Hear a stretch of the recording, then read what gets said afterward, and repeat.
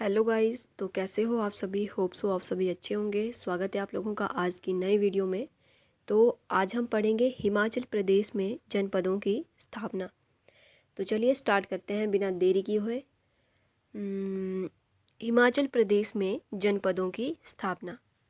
वैदिक ग्रंथों विशेषकर, और मैं आपको पढ़ाने से पहले बता दूं कि ये हमारा 4th चैप्टर है, a survey of Himachal history, chapter number 4, Himachal Pradesh में जनपदों की स्थापना। तो चलिए स्टार्ट करते हैं।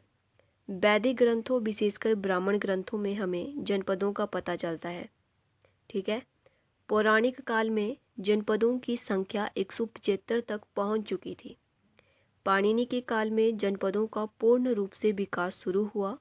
पाणिनि का काल जो है 5वीं शताब्दी ईसा पूर्व से पहले का माना जाता है, जिसमें पश्चिमी हिमालय के जनपदों का स्पष्ट रूप से उल्लेख किया गया है। इन जनपदों का वर्णन उदीच्य नाम से किया गया है। यह पर्वताश्रय जनपद अपना विशेष महत्व रखते हैं। इनके दो समूह थे, एक त्रिगर्त और दूसरा सिंध के कपीसी यानी कि कंबोज। ये जो है यहाँ तक जो है विस्तृत भाग इसमें आता है।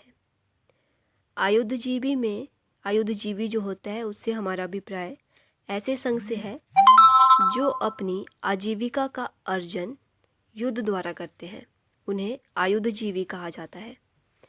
तो हिमाचल प्रदेश के जनपदों की अगर हम बात करें तो सबसे पहले हम बात करेंगे औदुंबर। ठीक है। तो महाभारत में औदुंबरों का नाम शामिल है, जिन्हें उत्तर के निवासी बताया गया है।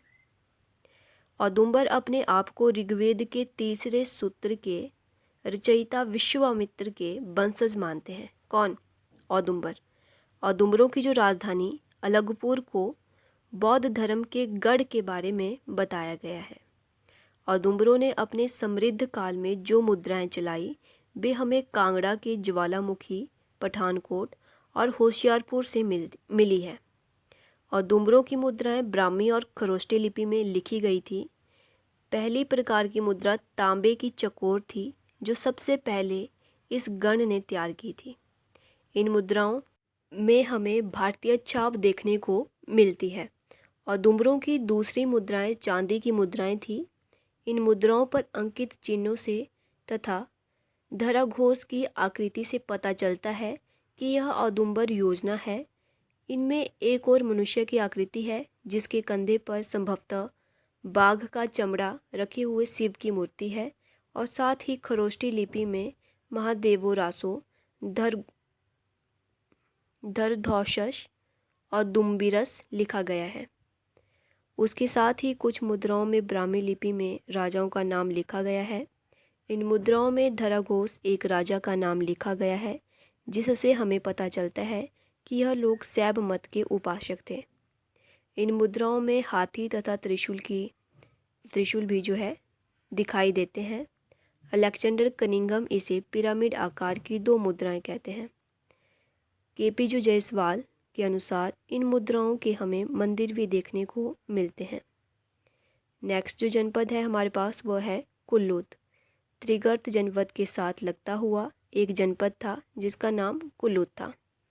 इस जनपद के एक तरफ औदुंबर देश और दूसरी तरफ कुलिंद जनपद था। यह जनपद ब्यास नदी की उत्तरी घाटी में फैला हुआ था।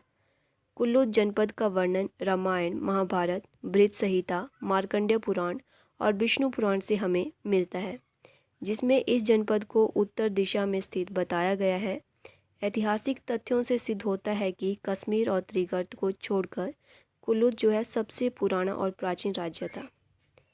मुद्रा राक्षस से भी हमें पता चलता है कि कुल्लूत का राजा चित्रबर्मा भी इन 5 राजाओं में से एक था, जिसने अन्य राजाओं के साथ मिलकर चंद्रगुप्त मौर्य का विरोध किया था।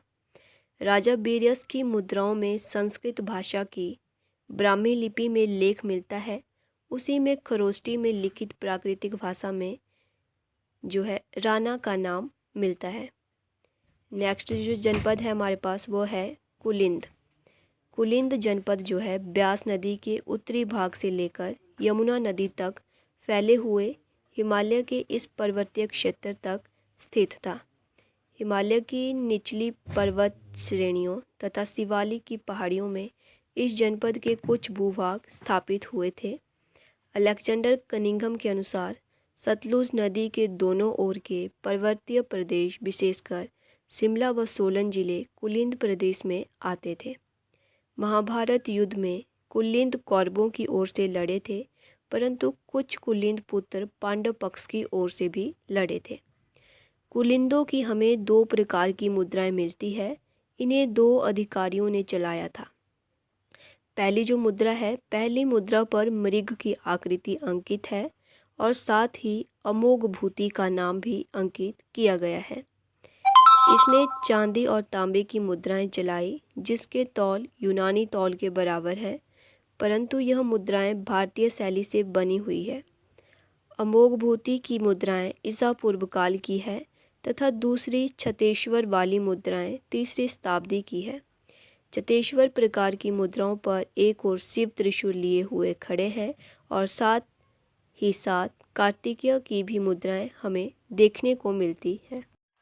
कुलिंदों के सिक्के कांगड़ा से लेकर अंबाला, सहारनपुर तथा कुमायूं के क्षेत्रों से मिलते हैं। इनके 54 सिक्के जो है चांदी के और 21 सिक्के ग्रीक यानी यूनानी सिक्कों के साथ हमीरपुर के मेवा हप्पा से प्राप्त हुए हैं। ज्वालामुखी से भी 30 यूनानी सिक्कों के तथा कुलिंदों के 3 चांदी के सिक्के हमें प्राप्त होते हैं। नेक्स्ट जो जनपद है हमारे पास वह है त्रिगर्त। पाणिनि ने त्रिगर्त देश के आयुधजीवी संघों का उल्लेख किया है। रावी, व्यास और सतलुज के बीच का प्रदेश त्रिगर्त कहलाता था। इसका पुराना नाम जलंघयार्न था।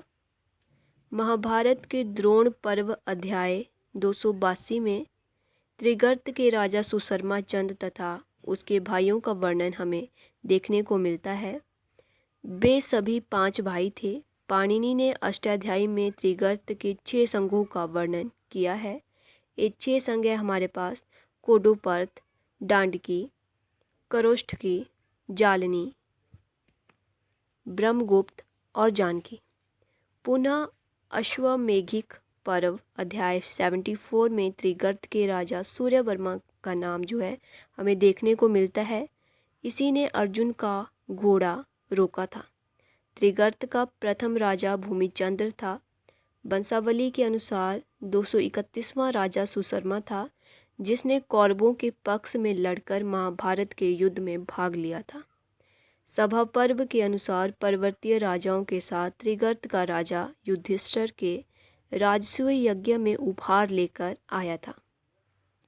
त्रिगर्त राज्य ने ईसा पूर्व 2री शताब्दी में अपनी मुद्राएं भी चलाई थी, जिससे पता चलता है कि उस समय यह एक स्वतंत्र जनपद था।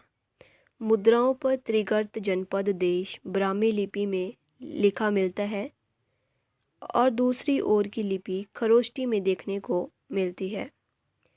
326 बीसी के सिकंदर के आक्रमण के पश्चात जब चंद्रगुप्त मौर्य ने भारत को संबुद्ध कर एक विशाल राज्य की स्थापना की, तो उसके मंत्री चाणक्य ने हिमालय पर्वत देश के एक पर्वतेश नामक प्रधानमंत्री के साथ संधि की।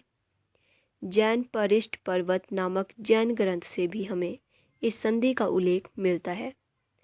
कलसी से प्राप्त अशोक के शिलालेख से भी हमें यह अनुमान होता है कि अशोक ने यह सारा का सारा हिमालय क्षेत्र अपने अधीन रखा हुआ था। तो गाइस, ये थी आज की हमारी वीडियो। हमने त्रिगर्त जनपद, कुलिंद जनपद, कुल्लूत जनपद और दुम्बर जनपद के बारे में पढ़ा। आशा करती हूँ आप लोगों को वीडियो अच्छी लगी होगी। इसी तरह आगे भी हमारे साथ बने रहिए और तब तक के लिए thank you so much. Next जो हमारा चैप्टर होगा वो है चैप्टर नंबर 5। Thank you.